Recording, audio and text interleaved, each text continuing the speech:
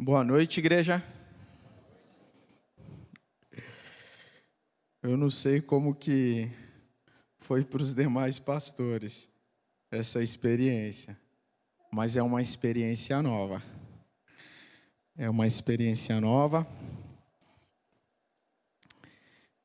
Eu tive a oportunidade de fazer algumas lives com os adolescentes e eu confesso, eu falei, cara, é estranho, né, você ter que falar tal com alguém que está em casa. Mas aí a gente tocou o barco, a gente conseguiu acho que fazer umas 7 lives, se eu não me engano. Mas eu acho que mais estranho ainda é aqui, porque aqui tem um pessoal presente e eu sei que tem você aí em casa também, né? Mas eu fico feliz. Eu fico feliz porque aos poucos a gente vê a igreja do Senhor retornando. E é como o Collor orou mesmo, diante desse momento que nós estamos vivendo. A gente sabe que tem algumas igrejas que tiveram algumas limitações nesse sentido, mas o Senhor tem nos dado graça para que a gente possa, de alguma forma, estar ministrando a palavra, fazendo culto e até abençoando outras pessoas de outra igreja. E eu louvo a Deus por isso. E eu gostaria de pedir para que você possa abrir sua Bíblia no livro de Neemias. Para você que está em casa, também abre o seu livro aí, em Neemias, né?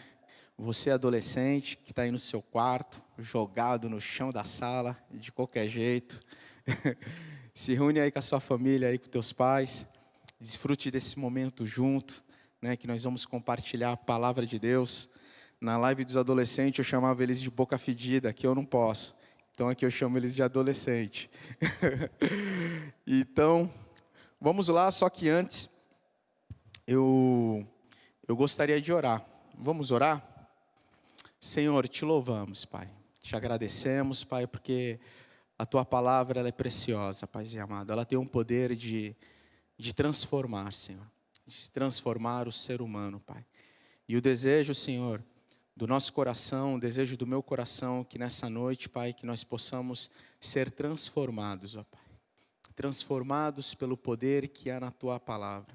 Espírito Santo de Deus, que o Senhor possa ministrar sobre os nossos corações, Pai. Que nós possamos realmente converter a direção dos corações. Senhor, converte a direção dos corações que estão desalinhados, ó Pai, com o do Senhor, Pai. E direciona a Ti, Paizinho amado. Somente o Senhor, somente a Tua palavra tem poder para isso, Pai. Eu te louvo e te agradeço, Paizinho amado, por Cristo Jesus na cruz em nosso favor. Obrigado, Senhor, pela Tua obra perfeita, Senhor, na cruz. Louvado seja o Teu santo nome, Pai. Amém.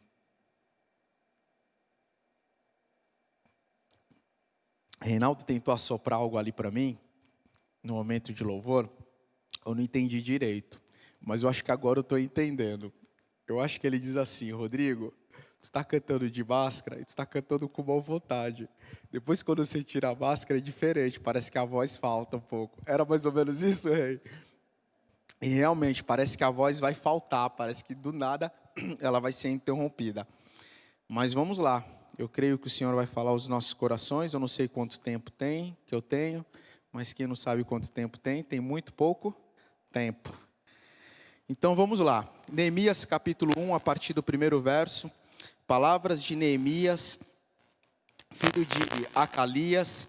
Aconteceu que no mês de Quisleu, no ano 20º, estando em Suzã, a fortaleza, veio Anania, um de seus irmãos, e ele alguns homens de Judá.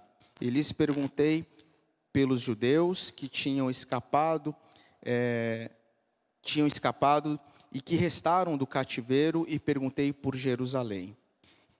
E me disseram: os remanescentes que ficaram no cativeiro, lá na província, estão grande aflição e em miséria, e os muros de Jerusalém derrubados e as suas portas queimadas a fogo. Até aqui. Som. Até aqui. Para que a gente possa entender um pouco, vamos nos analisar um pouco o contexto. Neemias, né, o livro de Neemias é um livro pós-exílio babilônico, né? É um livro que vai retratar esse momento pós-exílio, onde que a gente observa no ano de 1586, o povo de Deus, eles são levados pelos caldeus cativos até Babilônia, e lá eles ficam presos como escravos. Mas é interessante porque os babilônios, eles têm uma forma, né, uma estratégia de guerra diferente, de uma forma peculiar. O que eles fazem? Eles vão lá, eles invadem a outra nação, pegam os líderes daquela nação, pegou os líderes das tribos, os chefes, as pessoas que são referência para aquela nação, e aí eles levam para o cativeiro. E fizeram isso com o povo de Deus. E ali os judeus, eles ficaram na Babilônia durante 70 anos. Ficaram exilados, os líderes. E então você pensa que aquela nação, ela perde a referência, porque muitos ficaram. Na verdade, eu creio que a maioria ficaram, porque se levaram os líderes, as principais pessoas que, de alguma forma, tinham a missão de ensinar o povo, de instruir o povo na palavra de Deus, para que eles pudessem permanecer firmes. E então esses líderes são levados até a Babilônia, e ali eles ficam ali como escravos, durante 70 anos. E aí eu fico pensando como é uma nação sem um líder, né? A gente tira o exemplo pelo nosso país, por muito pouco, né? A gente vê o nosso presidente, fala uma coisa, e aí umas outras autoridades falam outra, e a gente fica meio desorientado, o que tem que fazer? Isso ou aquilo, né? Então a gente já vê que a gente fica meio desorientado. Quem dirá dentro de uma nação onde seus líderes são retirados, aquelas pessoas que são referência. E os caldeus, quando eles entram ali, eles só não tiram, mas eles realmente devastam tudo. E então Jerusalém, Judá, fica num estado de calamidade. Os muros são derrubados, o templo é destruído. E então aquele local, que era um local guardado, ou seja, se você derruba a fronteira de uma nação, entre e sai quem quiser daquela nação. As portas foram queimadas. E se você for analisar o Antigo Testamento, as portas ali da cidade, a porta do templo era um lugar de juízo, era um lugar onde as pessoas eram levadas até ali para decidir suas questões. Então naquela nação já não tinha mais lei, não tinha mais juízo, não tinha quem julgasse, não tinha uma direção, cada um estava vivendo por si, cada um estava tocando a sua vida. Cada um estava realmente vivendo simplesmente pelos seus interesses e buscando a Deus, cada um da sua forma. O povo estava vivendo assim, dessa forma. Até que então o império persa vai e derruba o império babilônio. E aí então, só que os persas, eles trabalham de uma forma diferente. Quando o Sírio invade a Babilônia ali através do seu exército, eles pegam e trabalham de uma forma diferente. Eles fazem o seguinte: não, liberta o povo. Mas aí você pensa, o povo fica ali 70 anos. Muitos já nasceram ali. Já era outra geração. E aí o que acontece? Eles libertam, eles falam assim, quem quiser voltar para casa, pode voltar. Pode pegar o beco, volta para casa. E eles trabalham na seguinte do quê? Impostos, eles cobram, eles subjugam o povo que está ali preso, que são escravos de outra forma. E aí, só que o povo de Deus, eles voltam em 3 levas. A primeira leva com Zorobabel. Eles voltam com Zorobabel na intenção de reconstruir o templo. Depois, a segunda leva, eles voltam com Esdras, na tentativa de repente, ensinar o povo, orientar, restaurar a questão do ensino, dos mandamentos, dos decretos do Senhor. E aí nesse contexto a gente vê o profeta Ageu, o profeta Zacarias, de alguma forma tentando trazer uma palavra de ânimo para aquele povo, tentando trazer um avivamento espiritual para que o povo viesse se animar e voltar a caminhar nos trilhos do Senhor. E aí a terceira leva é a leva de Neemias, na reconstrução dos muros, né? Mas é interessante porque quando Zorobabel ele retorna para construir o templo, ele não consegue, porque ele retorna ali quando ele começa a arquitetar para construir as coisas, lembra que eu falei? A cidade estava destruída, estava em ruínas, estava em escombros, não tinha mais muro, entrava quem queria, os inimigos estavam ao redor, e ali tinha um povo, os samaritanos.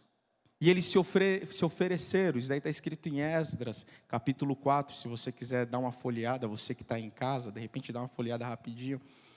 E ali eles se oferecem para ajudar. Só que Zorobabel, ele diz o seguinte: não, nós não queremos a ajuda de vocês. Nós não queremos. Porque, na verdade, o povo samaritano, eles estavam com o sincretismo, eles estavam misturando a forma de culto, de adoração a Deus com relação pagã. Então, eles não queriam, a gente não quer. E isso custou caro, de alguma forma, para Zorobabel, porque os samaritanos, eles pegaram, estou resumindo, tá, gente? Bem rápido para...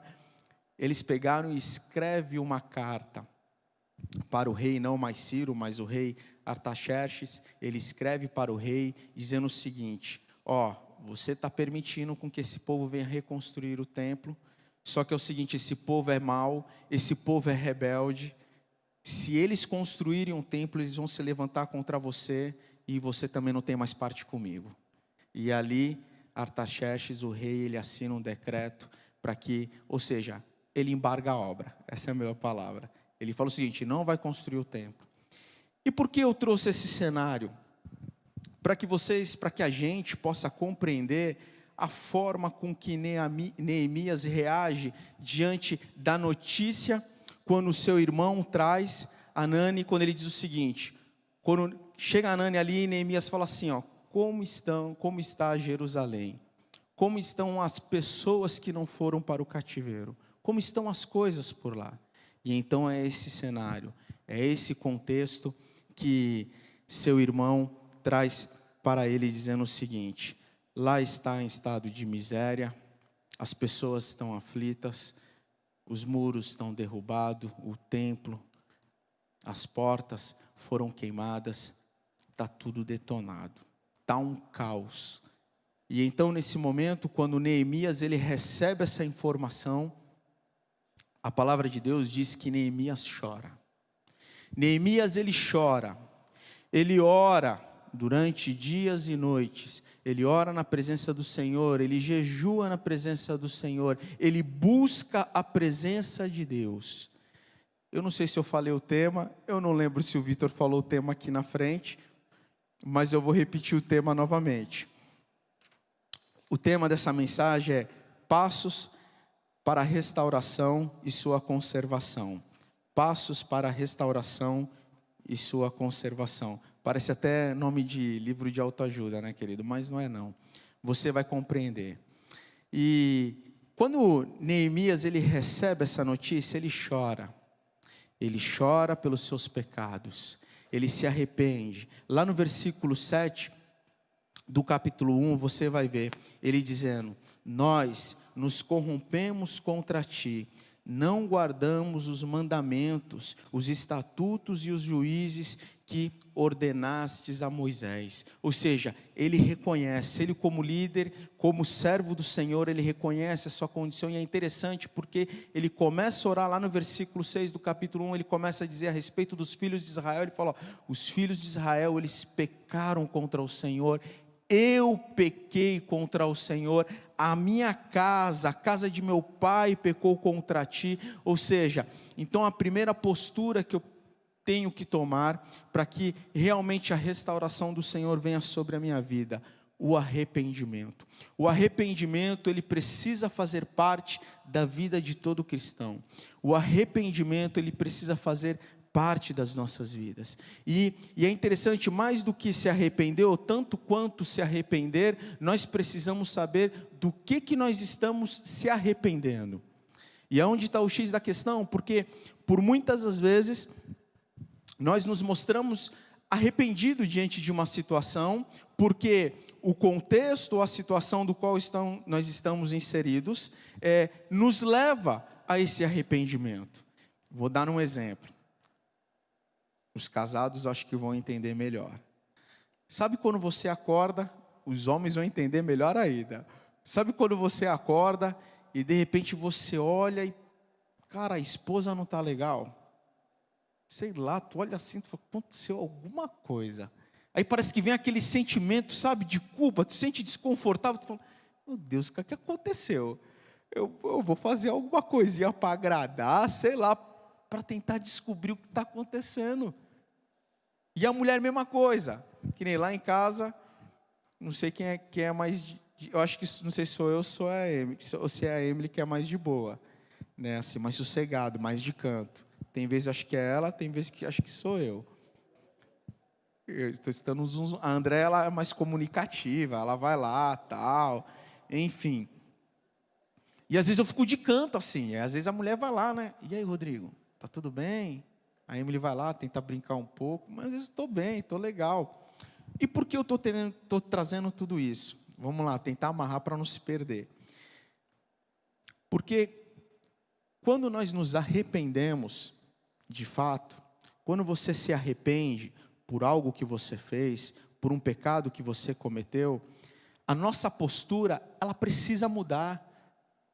A nossa postura, ela precisa mudar, ela precisa corresponder com aquilo que eu estou dizendo que eu estou sentindo. Ou seja, se eu estou arrependido de fato, então eu preciso tomar algumas medidas para que eu não venha cometer novamente aquele erro. Pronto, acho que agora ficou mais claro. E foi exatamente isso que Neemias fez. Porque ele compreendeu o seu erro, ele compreendeu que ali ele pecou como homem de Deus, ele pecou como pertencente a uma comunidade, a uma congregação, a uma assembleia, fazendo parte de um arraial, de um povo de Deus, e não era um povo comum, mas era um povo eleito de Deus. E é interessante porque quando a gente olha para Neemias, você tem que entender todo esse contexto que eu trouxe, e lembrando o seguinte, que o povo, eles ficaram ali na Babilônia, só na Babilônia, 70 anos. Se você for somar o período do cativeiro da Babilônia, mas essa questão que eles ficaram também na questão na mão dos persas, né? Mesmo eles permitindo com que eles viessem retornar, dá aí mais de 100 anos, dá em torno de 100, eu não sou muito bom em matemática, mas dá mais de 120 anos. Então você tem que compreender que Neemias, ele é filho do cativeiro.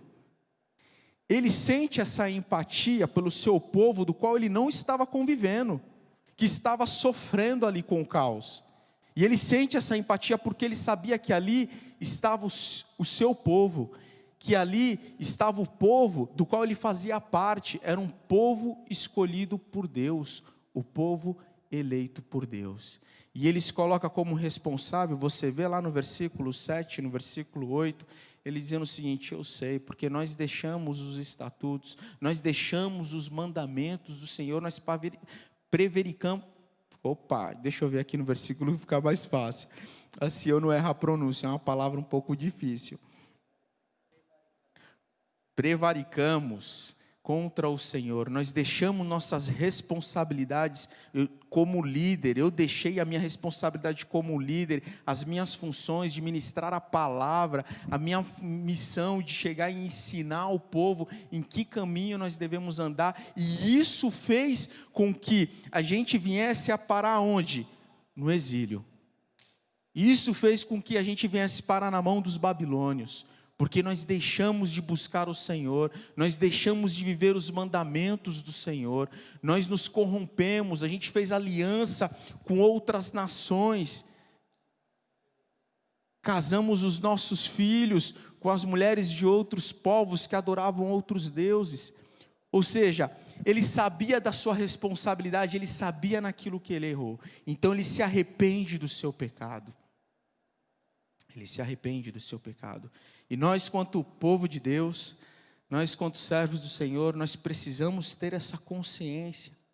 E a reflexão que eu quero que você faça, como está sendo para você esses dias na quarentena?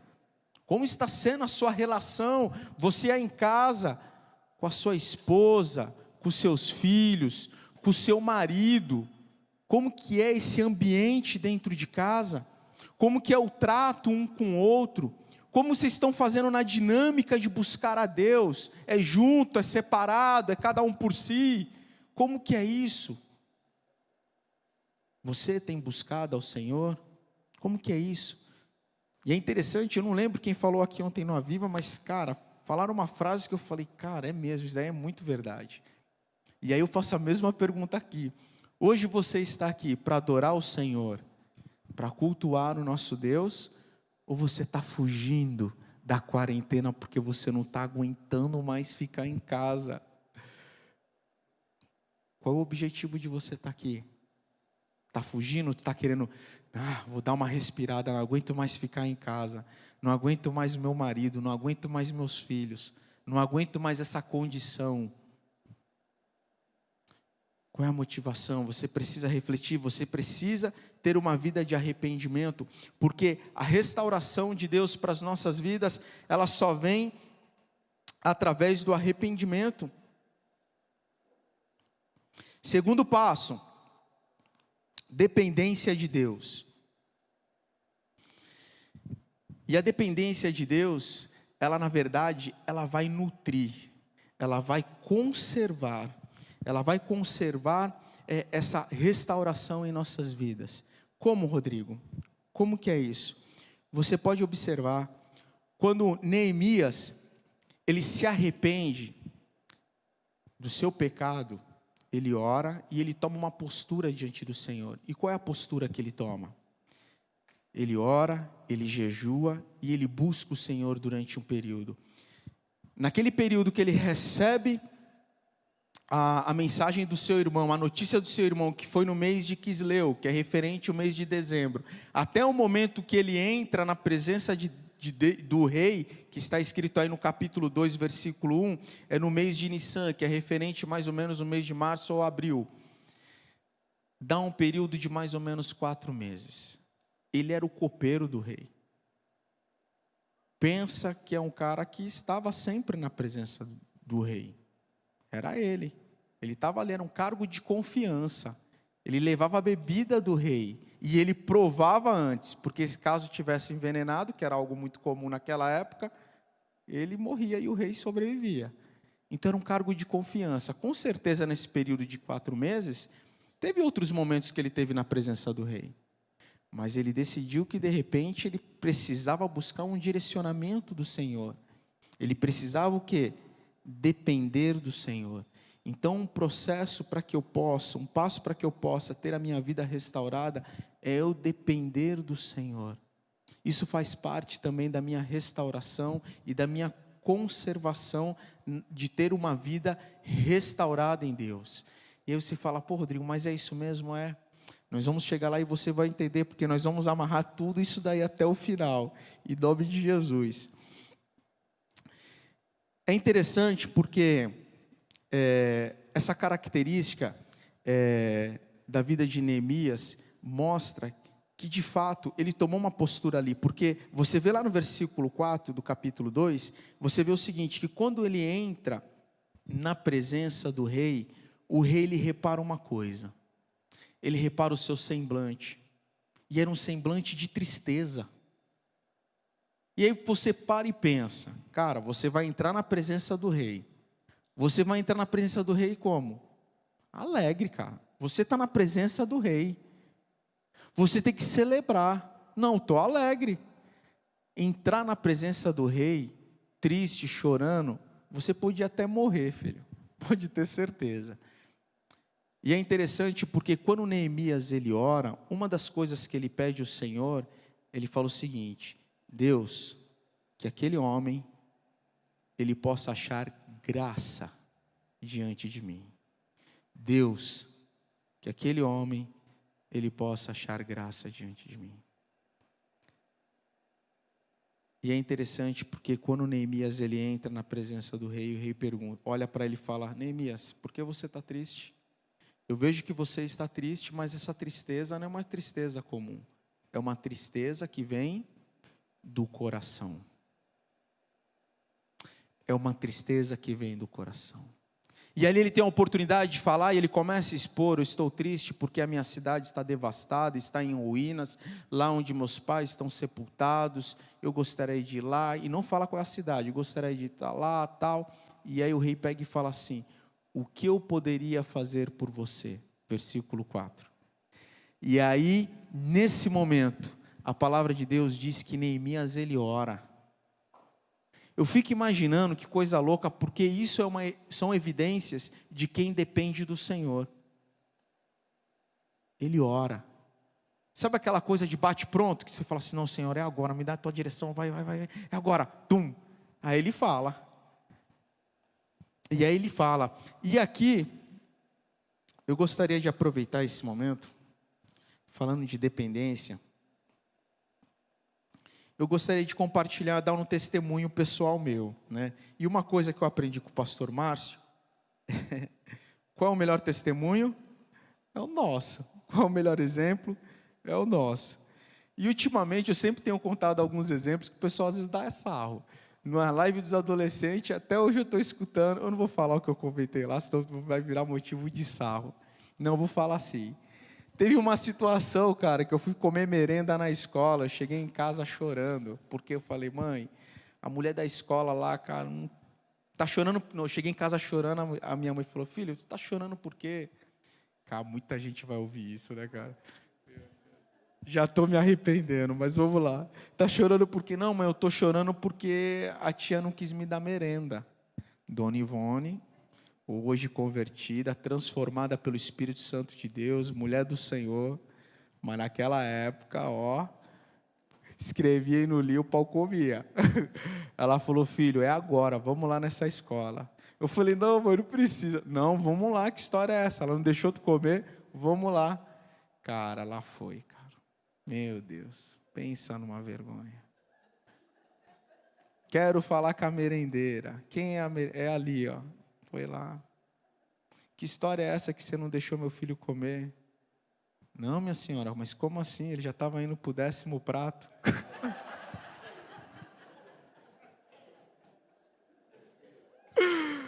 Cara, isso é muito forte, cara. É bom, ó, tô me sentindo bom liberto disso, meu Deus. Era o segredo de família, isso. O melhor testemunho é o nosso. Mas eu quero trazer hoje um outro testemunho, um testemunho que nos ensina. Bom, acho que todos, ou a maioria, sabem que eu sou autônomo, né? Até o pastor Márcio estava falando aqui sobre ser autônomo. E eu trabalho com prancha, eu faço prancha de surf numa fábrica. E começou a pandemia, tu vê que o trabalho começa a dar uma caída. Chegou um momento que aconteceu o quê? Fecha-se os comércios e muito mais. Fecha-se os shoppings, né? E as lojas que vendem prancha de surf, tu vê que 90% está dentro de um shopping. E como se não fosse muito, também se proibisse de ir à praia. Aí eu falei, pronto, não pode vender prancha, não pode nem surfar, pelo menos para a prancha quebrar, meu. Pelo amor de Deus, estou lascado. E aí, nesse momento, aí você vê, né, geralmente quem é autônomo, geralmente sempre trabalha com alguma reserva, né? Eu, pelo menos, tenho sempre o costume de ter algumas reservas, mas você vê isso indo embora, né? E lá em casa nós somos 3 universitários, eu, minha filha e minha esposa. Então, são os 3 estudando. Então, imagina. Então, eu falo, meu Deus, aí tu começa a ficar no desespero. Aí fica um olhando para o outro para ver quem vai ser o primeiro que vai trancar a faculdade. Mas a gente vai tocando. E aí, eu falo, a primeira coisa que eu falei, amor, vou colocar o carro para vender. Estou tentando até vender o carro. Aí, minha filha, né, ela até falou outro dia, ela falou, pai, eu passando com o carro em frente ali, os Catarina, ali, aqueles caras que ficam assim no horto. Pai, quase eu parei. Eu só não parei porque eu não sabia o que fazer, mas eu ia parar para tentar, sei lá, de repente ouvir, ter um valor, pelo menos para saber se chegar próximo do valor. Eu falei, não, filha, não vai ali não, que ali os caras são muito maldosos, não são bonzinhos não, os caras jogam sujo, os caras. Lógico, porque eles revendem um carro, então eles precisam ganhar uma diferença. Enfim, e aí as coisas começam a apertar em casa. E aí certo dia, né, e eu tento de alguma forma, né? Geralmente a esposa às vezes fica um pouco mais aflita, tal, a filha fica meio assim, o que vai acontecer? Gente, vamos orar, gente. Não tem o que fazer, é depender do Senhor, é depender. E aí certo dia, eu acordo, estou lá no sofá, esparramado, a Emily acorda, abre a porta da sala, e aí a gente se depara com uma caixinha. Eita, nós, está caindo aqui. Foi. A gente se depara com essa caixinha. Está lá, jogada no quintal. E a Emily, ela também, né, ela vende quadro, enfim, ela toda hora está recebendo alguma coisa do correio. E quando ela olhou, ela falou assim: nossa, tem uma caixinha do correio, é para mim. Ela foi lá e pegou a caixinha. Aí quando ela olhou, destinatário, Rodrigo Lopes. Ela, pai, tem uma caixinha aqui para o senhor. Eu falei, traz aquela. Rodrigo Lopes, endereço, cidadão do céu. Eu falei, meu Deus, que é muito forte isso. Cidadão do céu. Eu falei, meu pai amado, Senhor. Isso até mexeu comigo, eu confesso. Falei, Senhor amado, tem misericórdia da minha vida. Aí eu viro a caixinha, está escrito, Jesus, seu irmão mais velho. Eu falei, meu pai amado, Senhor. Aí, vamos abrir para ver o que é. A gente abriu, gente. A gente abriu lá a caixinha. E aqui dentro tinha uma oferta. E assim, a oferta, gente, ela correspondia realmente à nossa necessidade. Uma necessidade daqueles 3 universitários que estava passando um aperto. E ela correspondia a isso. E por que eu trago isso? Para que a igreja possa ser edificada nesse sentido. Deus, Ele supre. Ele vem em nosso favor. Nós precisamos aprender a depender do Senhor e isso realmente conserva, né, a nossa restauração. E por que conserva? Porque se a gente não depende do Senhor, a gente vive ansioso. A gente entra em desespero. A gente pega empréstimo. A gente pega emprestado. A gente estoura o cartão. A gente age pela emoção, a gente fala uma palavra atravessada, a gente conversa com quem de repente tem que até conversar, mas não no momento certo. A gente disciplina os filhos de uma forma também não coerente, de uma forma não bíblica. A gente enfia os pés pelas mãos, joga a carroça na frente dos bois. Por quê? Porque muitas vezes não dependemos do Senhor. E aí, filho, se você não depende, você peca. Porque essa ansiedade que você faz com que você venha agir pela emoção, que faz você atropelar todas as coisas, entrar em desespero, traz guerra para dentro de casa, isso é pecado. Então, quando você anda por dependência, quando você depende do Senhor, você realmente, isso são passos para que você venha o quê? Manter, para que você venha conservar o que é a sua vida restaurada, para que você venha manter a sua vida restaurada diante do Senhor. E quando eu falo de ansiedade, porque a gente vive numa geração, né, que na verdade assim, quem aqui nunca sofreu de uma ansiedade, assim, um negócio que fica aquele comichão, né? Eu confesso, agora há pouco eu estava sentado ali, e em casa eu não via a hora de chegar aqui, eu falava, amor, vamos logo.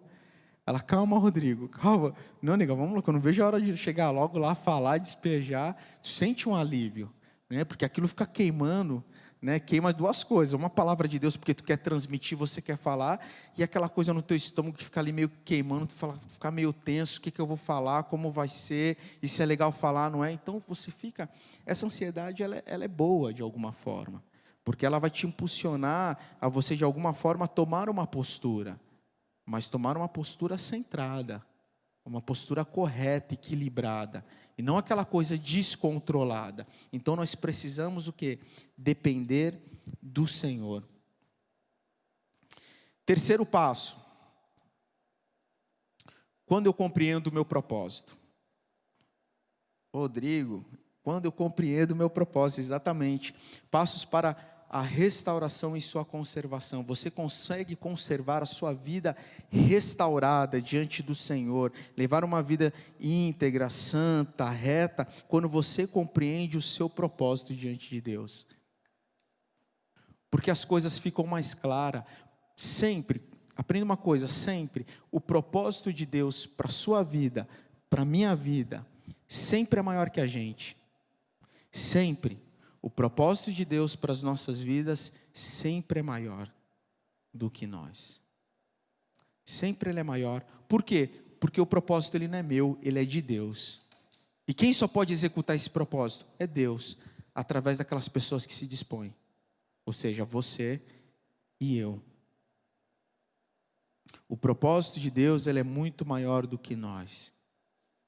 E ele é muito maior daquilo que eu posso realizar. Por isso que nós precisamos depender do Senhor. Então você consegue perceber como as coisas elas vão se amarrando? Então, se você quer manter a sua vida restaurada e conservar essa restauração, você precisa compreender o seu propósito. Por quê? Vou dar um exemplo. Qual é o propósito da comunidade Batista da Paz? Eu lembro que isso aqui foi perguntado. Quem pode falar aí bem alto? Eu não vou escolher ninguém, porque o Vitor foi o netinho, começou a escolher. O pessoal começa já a se esconder, tinha gente que pegava a máscara, já levantava assim. Qual é o propósito da comunidade Batista da Paz?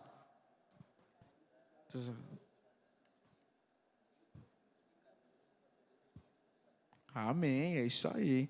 É glorificar a Deus, cumprindo o mandamento de proclamar o Evangelho de Cristo Jesus, fazendo discípulos frutíferos e multiplicadores, através do quê?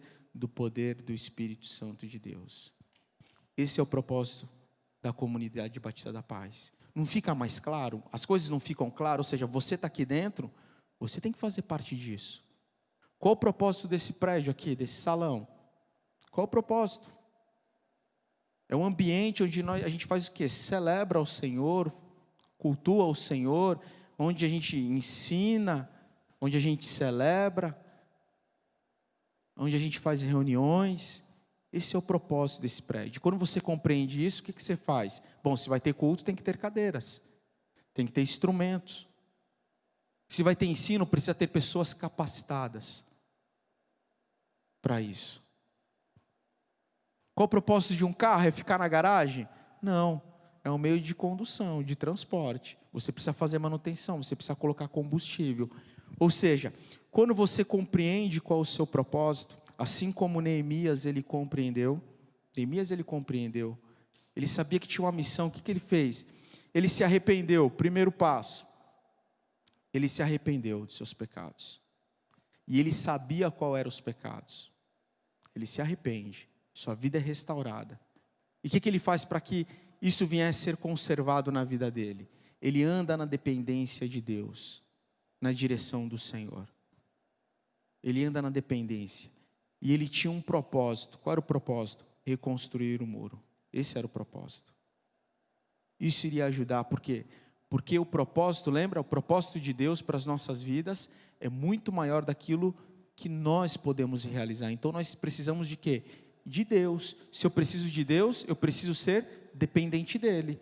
E para que eu possa depender de Deus, eu preciso ter uma vida restaurada, eu preciso estar linkado, eu preciso estar no trilho do Senhor, eu preciso estar conectado com Deus. Senão eu não consigo executar o propósito que Deus tem para a minha vida, porque eu não consigo realizar o propósito de Deus. Então você entende, você começa a enxergar que as coisas estão alinhadas. E aí Neemias é interessante, porque quando ele chega ali na presença do rei, e o rei pergunta, o que você precisa então? O que ele primeiro faz? Ele ora. Sou dependente de Deus, eu oro. Mas ele tem uma estratégia. Se você continuar lendo o texto aqui do capítulo 2, a partir do versículo 5, 6 ali, até o 12, e ali a gente termina, ele começa a dizer, o que você precisa? Eu preciso ir até Judá. Eu preciso ir até lá. Eu preciso de autorizações para entregar para quem? Para os governadores. Eu preciso de outra autorização para entregar para quem? Para Azafre, que é o cara que fica ali na floresta, tal, o governador, e ele que vai me disponibilizar o quê? Madeiras para que eu possa reconstruir as portas. Eu preciso de um exército, eu preciso de cavaleiros, eu preciso de um lugar para ficar. Ele tinha um propósito. Qual que era? Construir o muro. Ele tinha esse propósito. Só que para que ele pudesse chegar aqui, olha do que ele precisava. De tudo isso. E as coisas elas ficam mais claras. E com clareza eu consigo enxergar onde eu quero chegar. E aí concluindo, eu não quero me estender, até poderia, mas concluindo, eu pergunto para você: como tem sido para você esse momento de quarentena?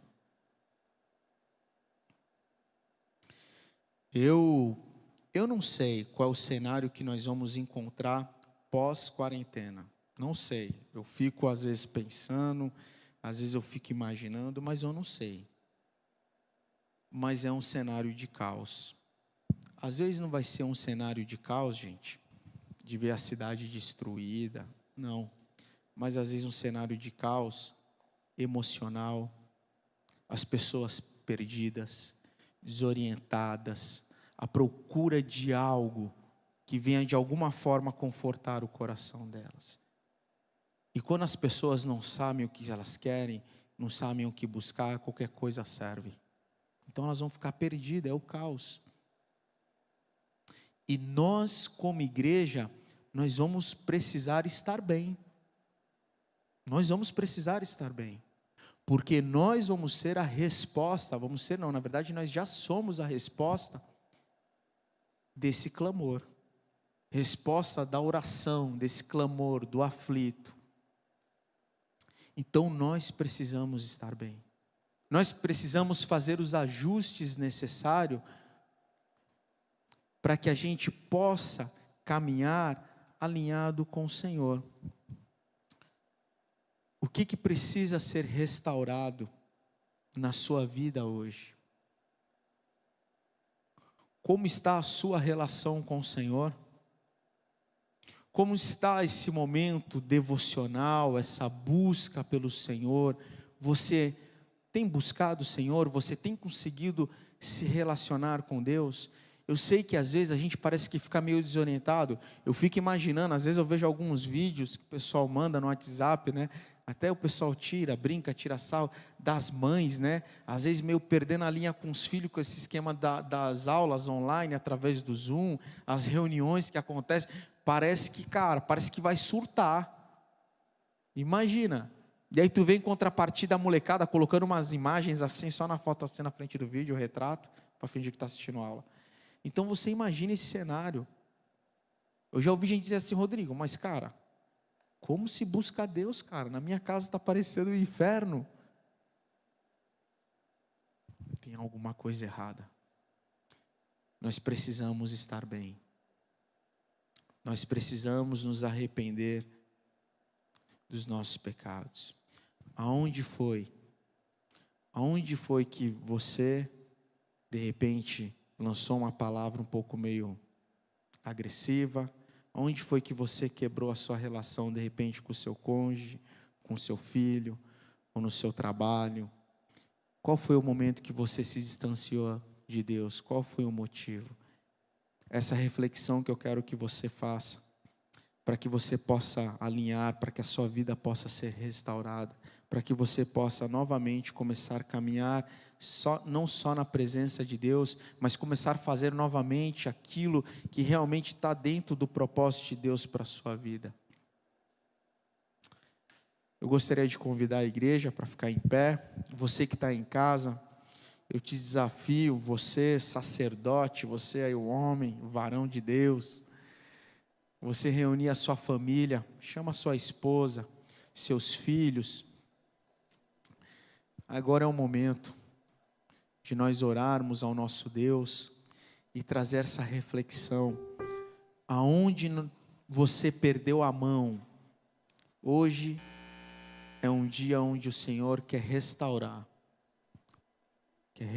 a sua vida, a sua relação com Ele.